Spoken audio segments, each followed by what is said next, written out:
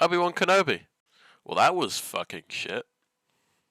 As a kid, when I watched A New Hope, I loved Big Ben Kenobi. He was a fucking badass. I love his costume, it just seemed to stand out to everyone else's. The bar scene. Oh, the bar scene.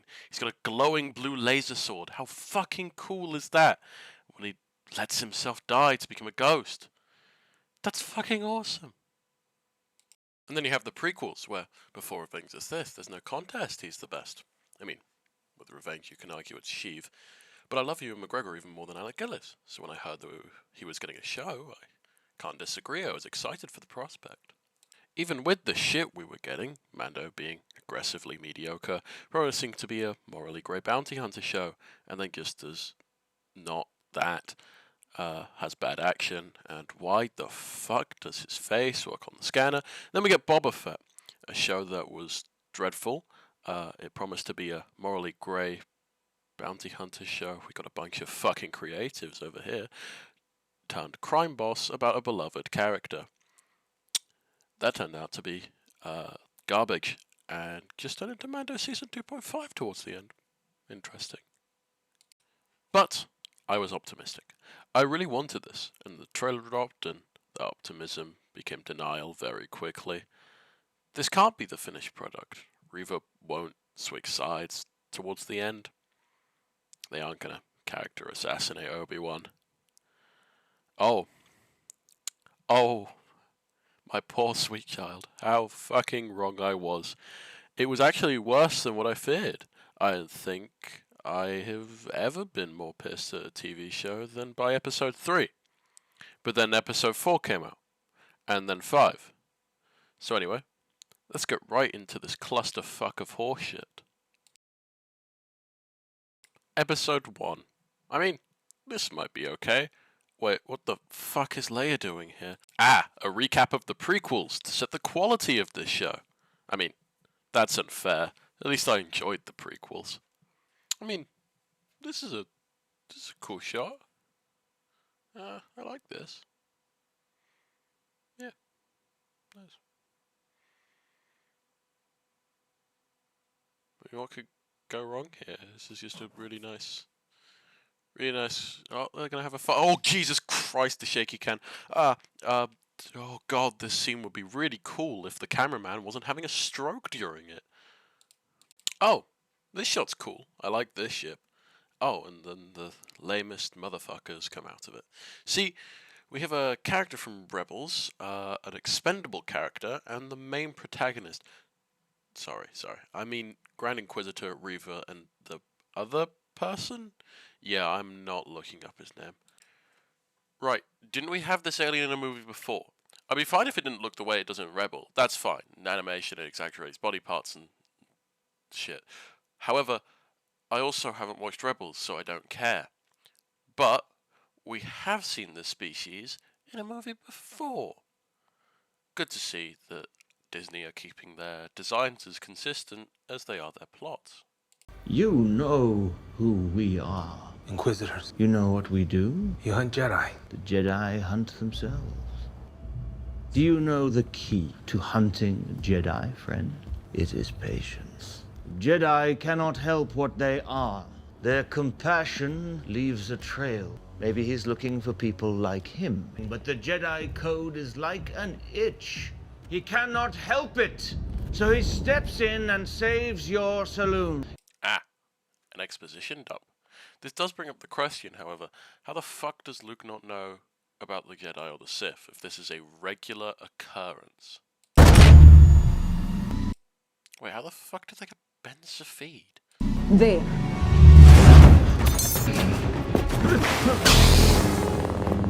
You'll never find us all. Right, but why chop his arm off? You have him, so Reva has just been characterized as a dumbass. I know that they were trying to make it seem like she's impatient and quick to draw blood, but no, she just looks stupid.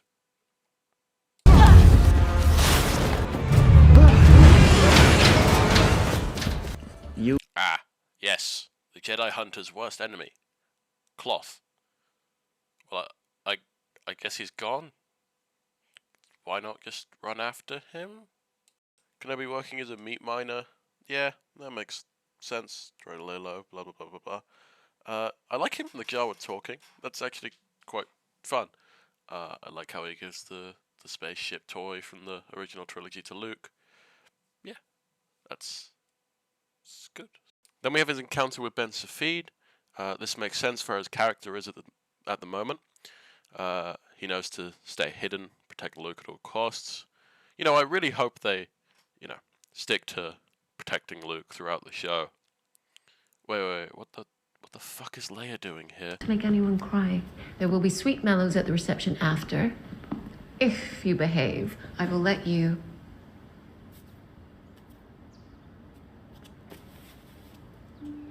She insisted you would find it amusing, Your Highness.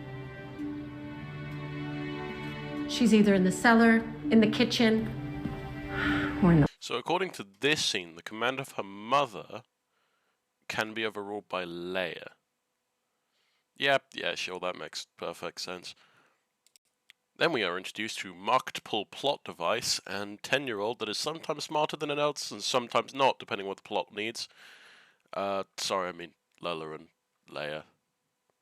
Nickel Fighter. Pleasure barge, boring. Look how cool and quirky she is. She knows ship names.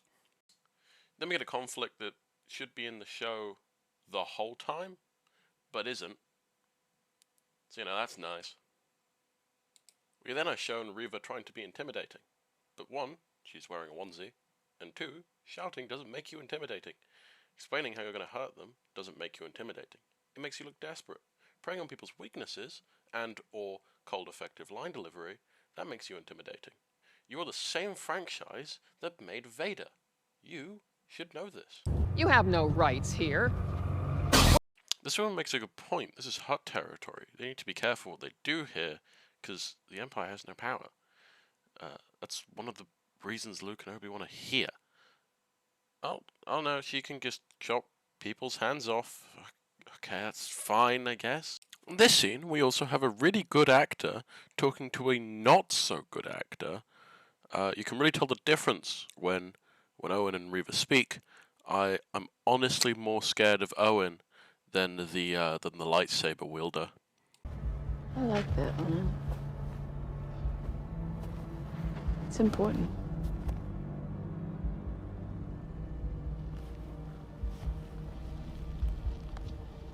You think you could protect them from me? Tell me where the Jedi is, or this man and his family die! Just a helpful reminder here. Shouting doesn't make you intimidating. Making empty threats to a random farmman doesn't make you look intimidating. Yet again, it makes you look desperate. Also, in this scene where they're looking for a Jedi, it doesn't make any sense. Because, well, Reva has a force ability that can read minds. Then Leia walks into the woods and gets kidnapped. But before that, the greatest chase of all time, where Leia becomes a character from Apex Legends, and grown adults can't go under or around trees, it seems.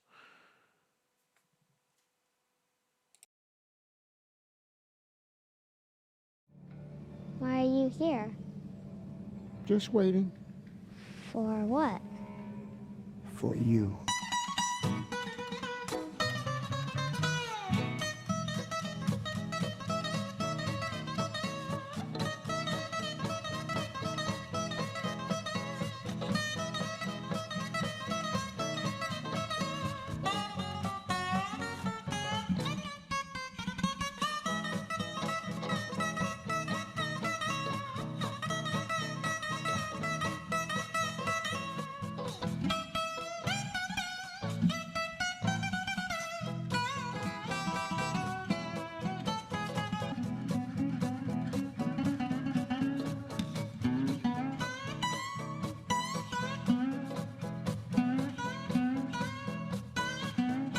We don't know who it was.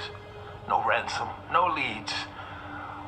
Whoever they are, they knew where she would be. They were waiting. She needs you, Obi-Wan. Can't trust anyone else. what about the Senate? We cannot let this become public. It would draw too much attention. Were you a guard then? Or a bounty hunter? Only you know how important she really is, Obi-Wan. So let's go through the reasons why Obi-Wan going after Leia is dumb. Number 1, he's the most wanted person in the galaxy. Number 2, you can send stormtroopers, guards, or a bounty hunter to find her. The excuse they gave, you know how important it is, isn't good enough. Number 3, if they found out that him and Leia are connected, the Organas are fucked. Number 4, he can't use the Force or a lightsaber in public, and Obi-Wan hates blasters, so he's useless. Number 5, someone needs to protect Luke, because unlike you, Uncle Owen doesn't have guards or a castle. Then Bail comes to Tatooine. Now let's go through all the reasons why this is dumb. Number 1, if they find out you are connected to Kenobi, you, Kenobi, and maybe even Luke, are dead. Number 2, people will wonder why a senator has gone to Tatooine, so they would probably find you. Number 3, you coming to Tatooine shouldn't change Kenobi's mind, so you're just endangering everyone. For no reason. To be. I can't leave the boy. This isn't about the boy, and you know it. No. This is, or at least should be, all about the boy. If Leia is missing, then Luke needs to be under even more surveillance, as they are legitimately your last hopes. Actually, the fact that Leia is missing should make you even think of relocating Luke, as you have no clue who took Leia, if they know that they are both the children of Vader, and going off of that logic, they'll probably come for Luke too. There is then a scene of Leia in her chair with multiple plot device, sawing her out of the chair. 2 things. What kidnapper in their right mind would not check the victim for anything like, oh, I don't know, a droid, and then get rid of it? Also, why does the child's droid have a saw in it? Also, I know she's a child, but what was her plan if she gets untied? She's in a ship, in the middle of space. We then find the kidnappers are hired by Reva? Wait. So Reva has just kidnapped a senator's child because there's a very loose connection between Bail and Kenobi. Isn't every senator of that era connected to every Jedi? I mean, this is a stretch, but I mean, it works. If Bail wasn't a moron, however, this plan would have been, well, stupid. And also, she probably would have gotten executed. So when you're going on an undercover mission, don't, for the love of God, wear something that makes you look like a Jedi. If somebody glances at you, thinks you're suspicious, and then reports you to a stormtrooper, the stormtrooper then sees your lightsaber, guess what? You die. They see your Obi-Wan. You die. And also, don't flash your lightsaber at people. Anyway, after this episode, it all goes very downhill from here. Episode 2. Let's break canon. Excuse me. I'm looking for a ship. I was tracking its signal. You're in Dayu now. All signals in or out are blocked. People like their secrets out here.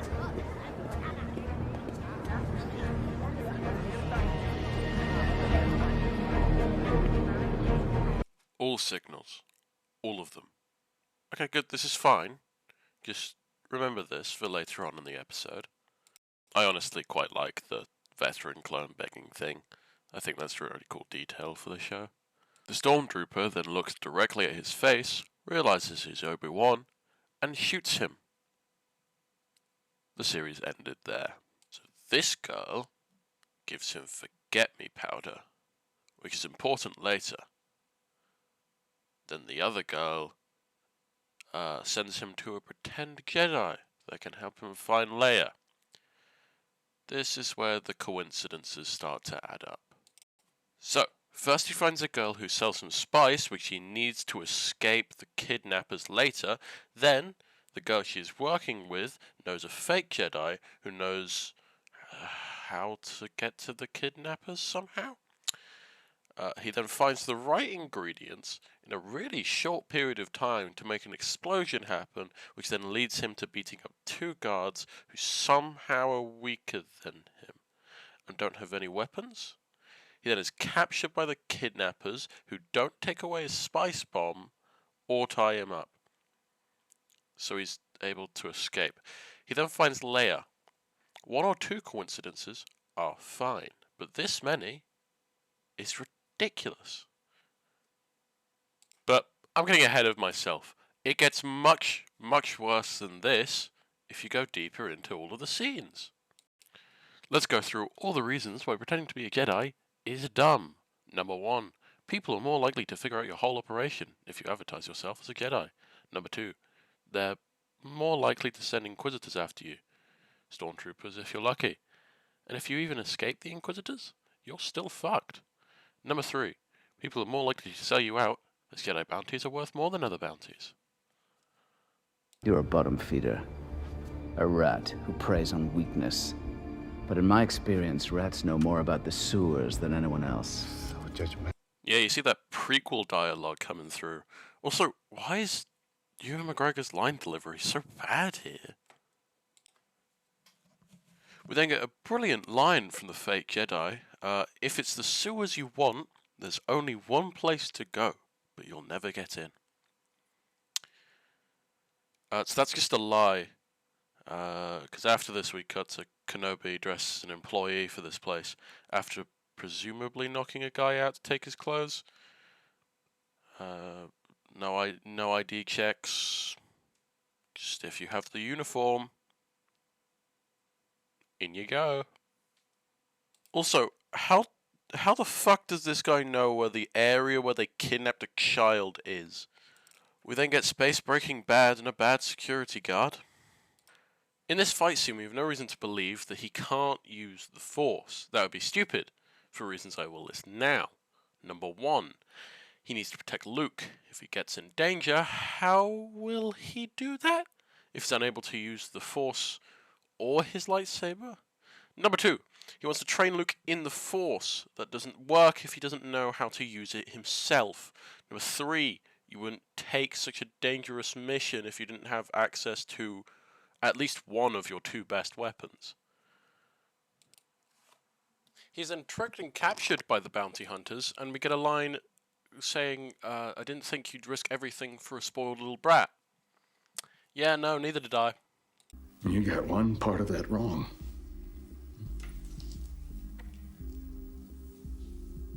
This is not meth.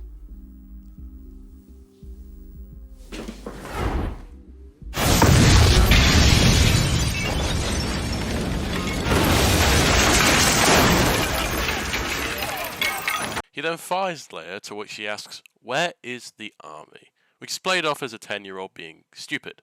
But I agree, in a sense, maybe not a whole army, but 3 bounty hunters, or multiple guards, or anything other than a wanted old man. Then Reva finds the bounty hunters, who, by the way, found his lightsaber but didn't take away his gun or anything, such as, oh, I don't know, a gas bomb.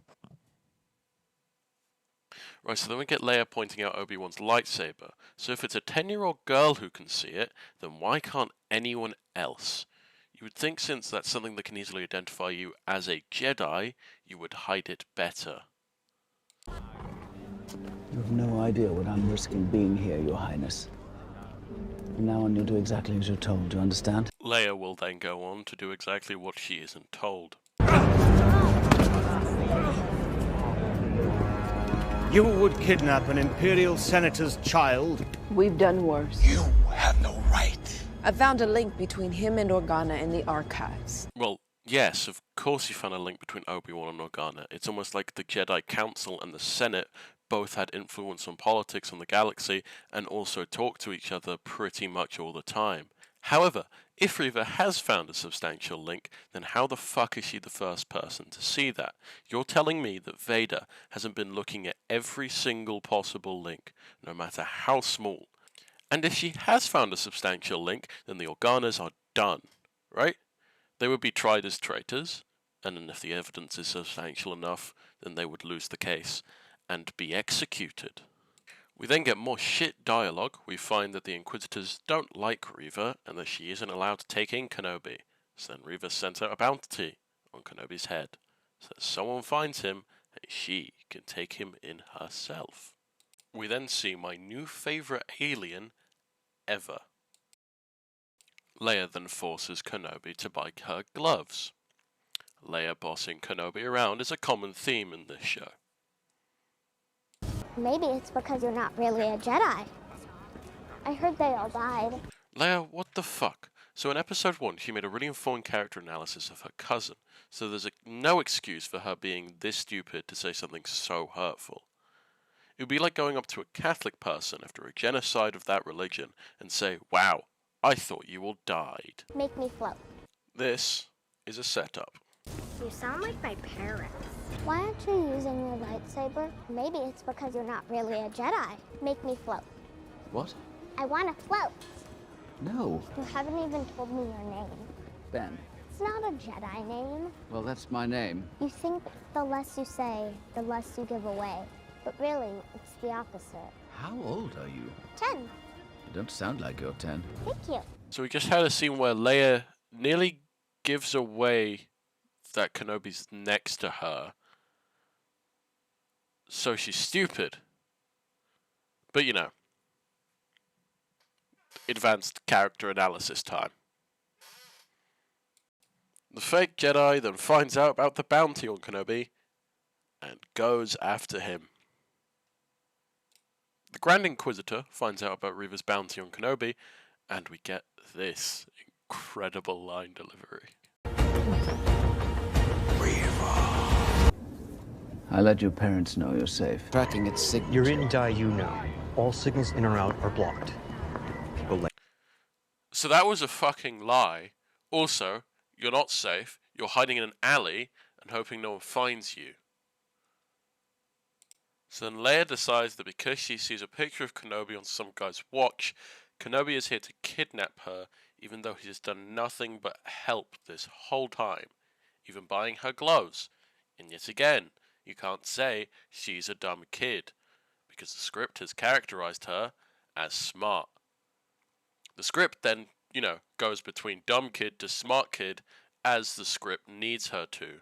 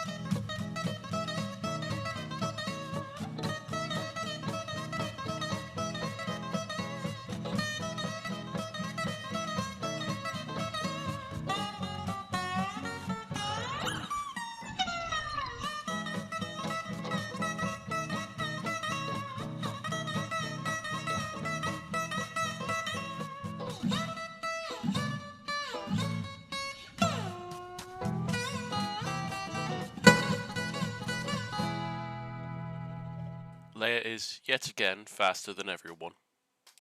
And Obi-Wan saves Leia from a bounty hunter, and she still doesn't trust him.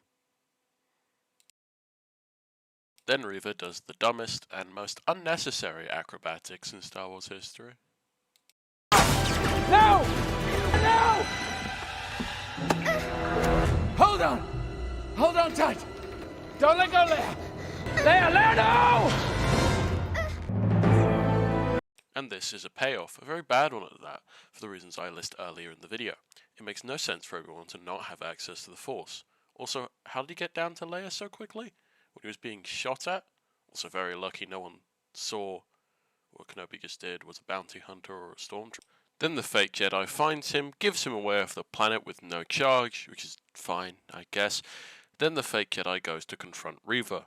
Reva then breaks canon and finds out where Obi-Wan is. Then lets the fake Jedi live, even though he's helping a Jedi. He should probably be killed. Oh, and if you're wondering how does Reva break canon, well, a lot of New Hope is the Empire trying to get the coordinates for a rebel base, so they torture Leia and embark on a home planet to get these coordinates. But Reva can just look into the man's mind. I'd be fine with her figuring out that he knows where a Jedi is, because we've been shown in Return of the Jedi that you can get very basic information from people, such as if someone has a sister. But no, Reva knows exactly which Jedi, where he's going, and makes a lot of New Hope pointless, as Vader could have just force mind-fucked Leia. Then, we get this really stupid scene. So Kenobi doesn't know that Anakin is still alive, but that makes no sense since he would know Vader exists, since he's been around for a while and he knows about all the threats to Luke. And in Revenge he saw a recording of Sheev calling him Vader, so he would know that Vader is Anakin, and that Vader's still alive, meaning Anakin's still alive. So this is dumb. Hey, wait, isn't he in Rebels?